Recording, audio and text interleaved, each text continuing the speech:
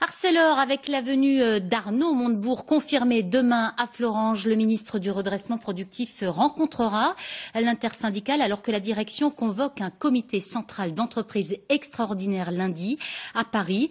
Reste que depuis 30 ans, aucun gouvernement socialiste n'a réellement réussi à enrayer le déclin de la sidérurgie en Lorraine. Le décryptage avec Emmanuel Boire et Thierry Gannet.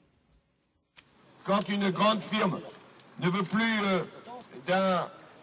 d'une unité de production, mais ne veut pas non plus la céder, nous en ferions obligation pour que des repreneurs viennent et puissent donner une activité supplémentaire. C'était une promesse du candidat Hollande. Aujourd'hui, son gouvernement doit tenir parole. Pas simple quand depuis François Mitterrand, tous les gouvernements socialistes ont laissé fermer les usines sidérurgiques lorraines. En tant que premier secrétaire de mon parti, je suis prêt à toute action qui pourrait être utile à l'industrie et au développement de cette région. Première sortie de François Mitterrand, qui a donc été élu le 10 mai 81, elle est pour les Lorrains. 16 novembre 81, il monte à Longwy. Effectivement, il annonce qu'il n'y aura plus une seule suppression d'emplois sans une nouvelle création d'emplois. Donc ça, dans un premier temps, c'était un acte fort.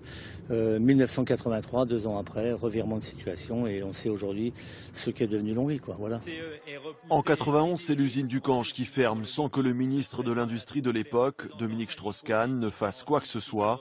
20 ans après, les sidérurgistes lorrains espèrent pourtant encore qu'un gouvernement de gauche saura les sauver.